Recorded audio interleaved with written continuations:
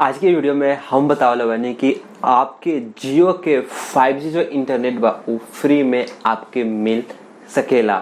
तो जियो के 5G जो इंटरनेट बा ओके यूज करे खातिर का करे के पड़ी, कहाँ से ओकर सिम मिली, कब लॉन्च होई, लॉन्च भइल बा कि ना भइल बा, कितना पैसा होई, पैसा मिल लागी कि फ्री होई, ओकरा अलावा का आप जहाँ बानी यूपी में बानी, बिहार में बानी, गुजरात में बानी, महाराष्ट्र में बानी, कहीं भी बानी का ओकर सर्विस मिली कि ना मिली। तो आज के वीडियो में वह सब हम बतावे बानी और हमारा नाम है दिलीप सिंह। तो चलिए आज के इस वीडियो के शुरुआत कर जाए।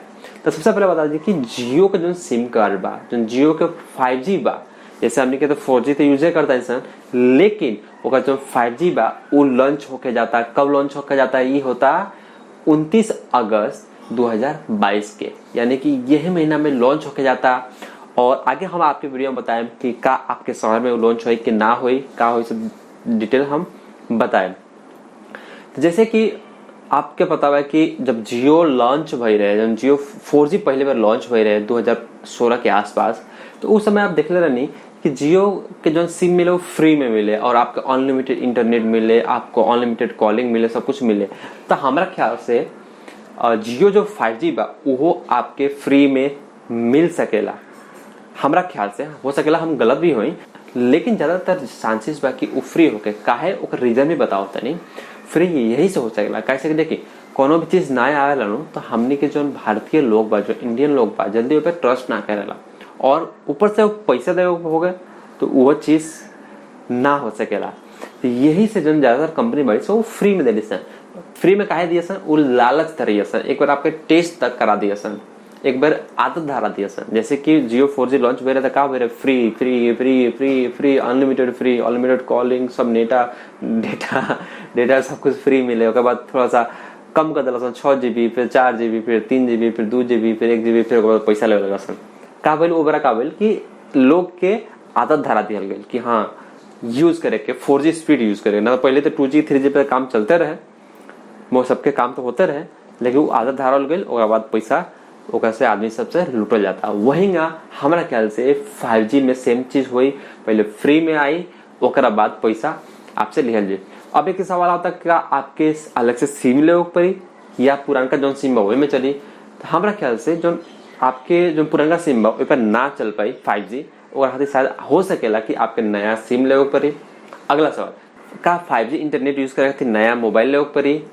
हो सकेला कि 5G सिम बा पुरानका हमनी के मोबाइल जो 4G बा वो पे चले, लेकिन हो सकेला जो 5G की जो स्पीड है वो ना मिले, लेकिन 4G से भी थोड़ा ज्यादा मिले।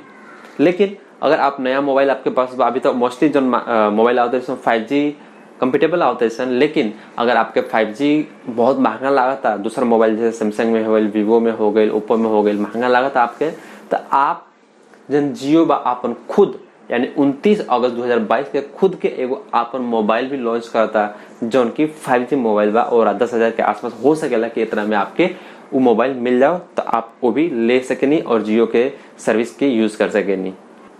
और सबसे बड़ा सवाल आता का कि पूरा इंडिया में ही आई कि कोनो स्पेसिफिक स्टेट में आई, कोनो की राज्य में आई, क्या आई?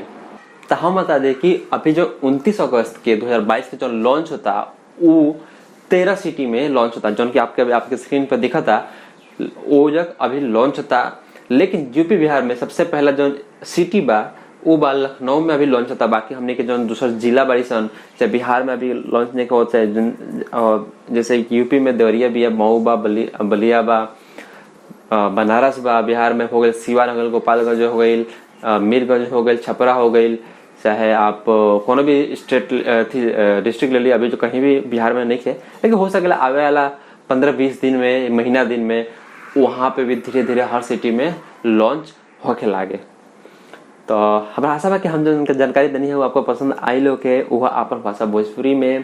तो अगर आप भी 5G के मजा उठाओ चाहता नहीं तो हमरा बताइए कि आप कौन सा स्टेट में रहता नहीं, कहाँ बानी, भले आप यूपी में तो यूपी बताइए, बिहार में तो बिहार को बताइए, चाहे आप कहीं नौकरी करता नहीं दूसरा राज्य में तो भी बताइए कमेंट करके नीचे कि आप काना स्टेट में बानी, वो स्टेट के नाम लिखिए, जैसे हमरा पता चले कि अपन जो भोजपुरी लोग बा वो कहाँ कहाँ रहता, कहाँ कहाँ रह के काम करता, कहाँ कहाँ अपन पैसा कमाता। वीडियो पसंद आया तो वीडियो के लाइक कर दी। ये तरह के अपन भाषा भोजपुरी में टेक्निकल वीडियोस देखे खातिर जौन कि भोजपुरी के पहला टेक्निकल यूट्यूब चैनल है ओकरा के ऐसन वीडियो देखे खातिर चैनल के अभी कभी सब्सक्राइब कर दी। कोनो सवाल बा कोनो सुझाव बा नीचे कमेंट बॉक्स में जाके कमेंट करी। और ये अपन भाषा भोजपुरी में और इतना लोगों के शेयर करी, व्हाट्सएप पे फेसबुक पे इतना शेयर करी कि जैसे लोग जान पाओ कि हाँ अपन भाषा बा जन भोजपुरी बा कितना बड़ा बाटे, कहाँ कहाँ बा। हम बानी गुजरात में और गुजरात से अपन भाषा भोजपुरी में हम वीडियो बनाओ तनी और हमारे कई यूट्यूब चैनल बाटे। अब एगो आप देख सकेनी कि सिल्वर प्ले बटन मिले बा हमारा एगो चैनल पे और ऐसे एगोरी हमारा मिले वाला बाटे। तो अगर आपके भी यूट्यूबर बने के बाद तो वीडियो में कमेंट करिए, हम आपके कॉन्टेक्ट करके हम आपको सिखाएंगे कैसे आप यूट्यूबर बन सकेंगे, कैसे आप वीडियो बना सकेंगे बिना पैसा लगले अपना मोबाइल से ही।